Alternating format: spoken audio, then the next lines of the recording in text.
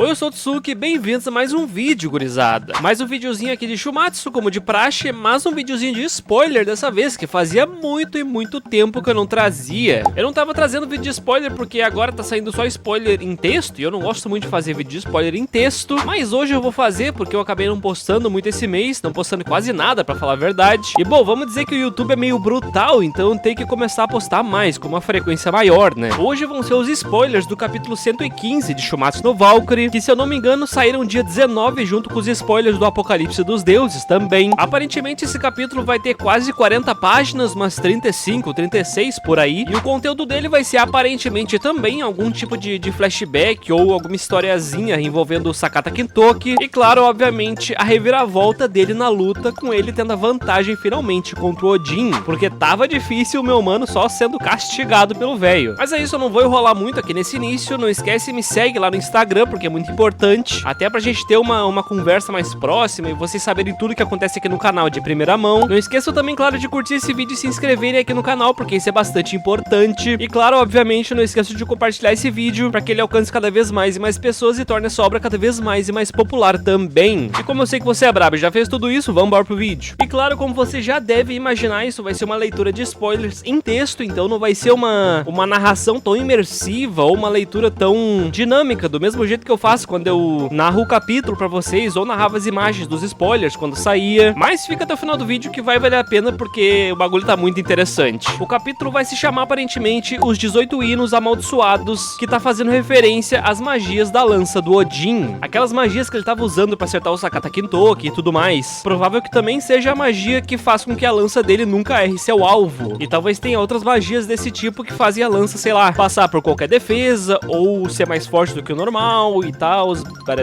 É dito que o capítulo começa com o Sakata Kintoki segurando o próprio flanco e sangrando. Flanco, pra quem não sabe, é tipo segurando a lateral, tá ligado? Que ele foi acertado na costela, mais ou menos. Onde tem um texto na página que diz que a lança sem igual perfura o poderoso herói humano. É dito que membros da plateia, como Hermes e o próprio Ares, discutem sobre a lança do Odin Gungnir e comentam sobre ela parecer se mover como se tivesse vontade própria, fazendo movimentos e desviando a própria rota sem que o Odin efetivamente ordenasse isso. Mas é dito que o Hermes explica que a lança Gungnir, quando arremessada por Odin, continua voando até perfurar o seu alvo, não importa a situação e a distância. Um bagulho engraçado que eu tava pensando esses dias é que o primeiro Zé Bunda que apareceu no Apocalipse dos Deuses, no caso o Kushulain, tem uma lança que praticamente tem o mesmo poder da lança do Odin, que é tipo o boss final da obra principal, só que ainda por cima a lança do Kushulain é mais forte, porque ela diz acertar o alvo e também matar o alvo com hit kill, coisa que na mitologia a lança do Odin não faz, e pelo visto na obra também não. Então tipo, pensa que o primeiro Zé Ruela que apareceu na obra spin-off tem o mesmo poder do boss final, só que bem mais forte que o boss final. Vocês estão percebendo que numa luta de lanças o Kushulain ia ganhar do Odin num golpe só? Vocês estão entendendo o nível de como isso é ridículo?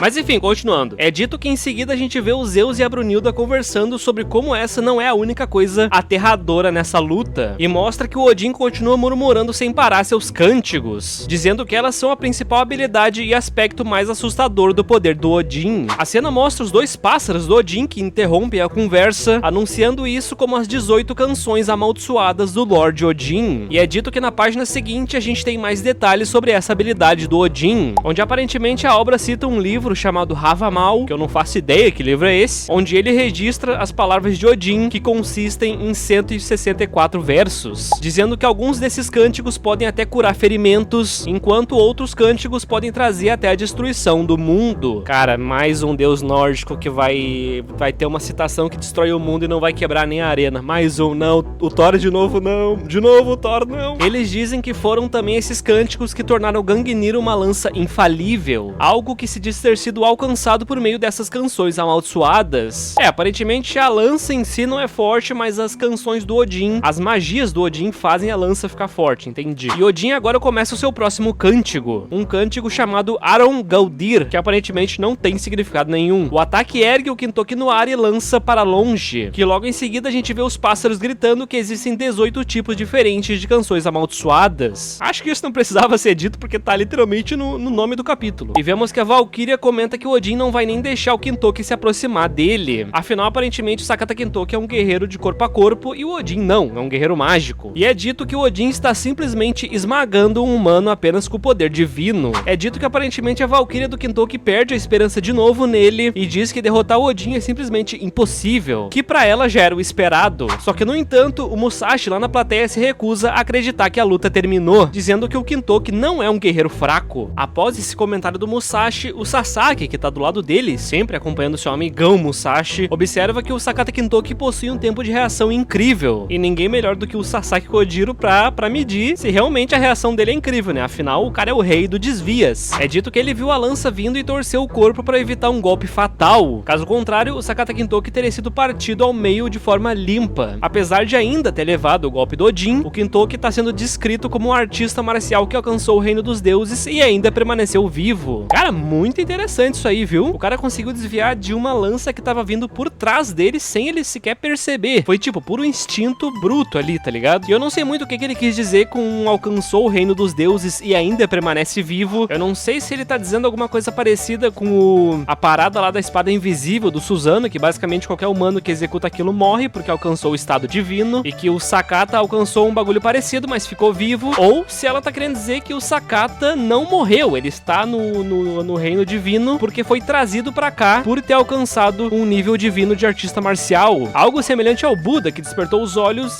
e se tornou um ser divino, tá ligado? É interessante, mas não dá pra compreender isso muito bem só os spoilers, né? Só vai dar pra tirar isso a limpo quando o capítulo sair mesmo. E de novo, o Sasaki e a Hirschi depois disso começam a torcer pelo Sakata das arquibancadas. O Sakata reclama de como sua ferida da lança do Odin tá doendo bastante e diz que vai estar muito ferrado se aquela coisa continuar vindo em sua direção desse jeito. Ainda assim, ele avança pra trocar mais golpes com Odin, que em seguida a gente vê que o Odin zomba do Kintoki, dizendo que ele não pode sequer se comparar a um deus supremo como ele. Mas é dito que o Sakata Kintoki não vai deixar isso barato e responde o Odin, falando que então ele quer colocar isso à prova. O bicho tá louco, avançando pro Odin sem mais nem menos, azar. É dito que a cena seguinte mostra os dois colidindo novamente com seus poderes, suas armas divinas, mostrando que o Odin salta pra longe, se distanciando um pouco do Sakata. É dito que o Odin em seguida entoa sua sexta canção amaldiçoada, fazendo o Kintoki ser erguido no ar. A Brunilda entra em pânico internamente, achando que ele tá prestes a ser lançado pra longe mais uma vez. Basicamente a mesma canção e cena que aconteceu no início do capítulo, lá que eu comentei que o Sakata foi erguido no ar e lançado pra longe. Só que é dito que teimosamente o Sakata Kintoki finca seu machado no chão, gritando que ele não vai ser arremessado pra longe tão facilmente dessa vez, e diz que o seu próximo ataque se chama Machado do Relâmpago Dourado. Odin ativa sua quinta canção amaldiçoada e múltiplas barreiras circulares divinas, chamadas de Fafnir, surgem ao seu redor. Pra quem não sabe, na mitologia nórdica, Fafnir é um dragão, e em Shumatsu não muda muito, porque ele também é um dragão, mas é o dragão que o Loki matou há muito tempo atrás, lá quando ele incriminou o Siegfried. É dito que em seguida o Sakata golpeia com o machado as barreiras do Odin, mas uma das barreiras bloqueia o ataque facilmente, aparentemente. É dito que o Heimdall rapidamente observa que o Kintoki estava prestes a contra-atacar, mas que do nada surgiu uma parede repentina que impediu esse ataque. É dito que o Sakata Kintoki lança uma rajada rápida de 4 golpes vindo de todos os lados do Odin, e o Heimdall começa a explicar que múltiplos escudos ficam aparecendo e desaparecendo ao redor do Odin quase que instantaneamente, anulando completamente a barragem de ataques do Kintoki em velocidade da luz.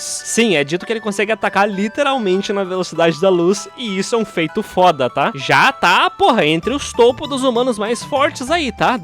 De Shumatsu. Porque pra quem não tá ligado, um dos pontos mais essenciais que deixa um personagem forte em Shumatsu é a velocidade dele, porque isso é, tipo, decisivo numa luta. E é exatamente por isso que o Zeus é o deus mais forte de todos, porque ele literalmente ataca em velocidade infinita, uma velocidade que passa até o tempo, tá ligado? É dito que o Sakata fica frustrado porque Odin nem sequer olha pra ele enquanto ele luta por sua vida. Enquanto isso, os humanos na plateia ficam totalmente chocados, mas vemos o Forseti na plateia começando a explicar os escudos. Em seguida, a gente recebe um flashback do Forseti criança, por algum motivo. É dito que a Terra dos Deuses não tinha muralhas para manter os gigantes afastados. É dito que um jovem Forseti estava prestes a ser morto por um gigante enquanto chorava no chão, até que o deus Odin salvou ele com um dos seus escudos. E a narração diz que nem mesmo os gigantes mais fortes da espécie conseguiam tocar um dedo sequer no deus sem nome, protegido por um escudo de ferro impenetrável. E foi nesse momento que o Forseti conheceu Odin pela primeira vez, que se apresentou por ele pelo nome. No caso, o deus sem nome era o Odin antes da mitologia nórdica, e foi aí que o Forseti conheceu o Odin como Odin, tá ligado? A narração também afirma que o Odin se defende com escudos revestidos de ferro e ataca com a lança Gangnir, e por causa disso, seu nome se espalhou por todos os reinos divinos nórdicos. Ainda quero entender mais sobre esse escudo de ferro. Se for literalmente de ferro, é ridículo, tá? Mas se for, tipo, de ferro querendo dizer que é um escudo impenetrável, aí beleza. Em seguida, mostra o Forsett elogiando Odin e comentando que derrotar o Lord Odin é impossível até mesmo para os deuses. Tirando o Kuchulain, que o Kuchulain ia dar hit kill no Odin e se foda. E agora, chegando na parte final dos spoilers, é dito que o Kintoki acha divertido que derrotá-lo seja considerado impossível. E a multidão da plateia começa a entoar a palavra nórdica Sigfor. Não sei se é essa a pronúncia de verdade, é um nome muito estranho. Que significa basicamente pai da vitória. Que é dito que é um dos títulos que Odin já conquistou. Os deuses estão totalmente convencidos de que Odin vai vencer essa luta. E não é só eles, todo mundo tá, basicamente, porque não tem como Odin perder. Mas é dito que em seguida a gente vê os membros da plateia do Kintoki, também conhecido como Minamoto no Yorimitsu, ou mais famoso como Haikou, o Urso e os 4 Reis Celestiais, que eu não faço ideia o que seja isso, mas eu não vou pesquisar agora porque eu vou deixar isso pro vídeo completo, né? Um dos membros, chamado de Suitake, diz que desde que o Kintoki levou aquele golpe, ele não tem sido ele mesmo. Outro membro, chamado Tsuna, comenta que pra um idiota como ele tá lutando de uma forma surpreendentemente séria nessa luta. E outro membro, chamado Haikou, questiona se um tolo deveria lutar como um tolo, já que ele fala que esse não é o estilo do Kintoki. E é dito que quando a luta recomeça, Odin diz que Kintoki não será capaz de desviar do seu próximo arremesso, e afirma que isso é o fim do Kintoki. E agora parece que o Sakata Kintoki entra em um modo completamente viciado em batalha, onde ele fala que absolutamente impossível é sua frase favorita. E aparentemente acontece uma cena muito foda onde ele joga o machado no chão e grita "Vem!" com as duas mãos totalmente livres de armas. Cara, isso é basicamente um bárbaro de RPG usando ataque imprudente, mano. Nossa, que cena zica. E aparentemente esse é o final do capítulo, terminando com essa loucura do Kintoki. E é isso, gurizada. Sinceramente, o capítulo parece estar bem interessante. Eu espero que aquele flashback, em aspas, do Forsett seja algo bem pequeno e não tome muito espaço do capítulo de verdade. O Kintoki parece estar se tornando um personagem realmente interessante. Eu quero muito ver algo da lore dele, do flashback dele, né? Parece que ele é um personagem que tende a quebrar limites e fazer o impossível na história dele, né? E aquela frase que ele disse de adorar a frase absolutamente impossível foi realmente foda, porque parece que ele vai mostrar pro Odin que o impossível, na verdade, é bem possível. Ou não, né? Porque ele vai perder essa luta. Mas eu tô com grandes expectativas pra quando sair o capítulo, parece estar muito interessante. Ele tá com um tamanho bem legal também, o que é bom. E claro, eu vou comentar muito mais coisas quando ele sair de verdade e eu fizer o vídeo dele completo. Mas é isso, gurizada, eu vou terminando o vídeo por aqui. Eu espero bastante que vocês tenham gostado. Eu sei que esse tipo de vídeo não é da minha prática de fazer, né? De spoiler de texto ao invés de spoiler de imagem. Então, claro, me desculpem por isso, mas eu resolvi trazer porque eu tava necessitando de postar mais vídeos, né? E eu acho que amanhã eu ainda vou trazer os spoilers que tiveram do Apocalipse dos Deuses também, pra tentar manter uma frequência maior. Fora que agora eu pretendo voltar a fazer posts na comunidade todos os dias e também, claro, postar shorts todos os dias também, que nem eu fazia anteriormente. Porque, de verdade, eu tô com saudade de fazer isso. Mais uma vez, desculpem a demora pra voltar a postar vídeo e o hiato que eu tive de dias e dias sem vídeos. Espero não fazer isso novamente. Obrigado por ter assistido o vídeo até aqui e beijão, gurizada. Falou!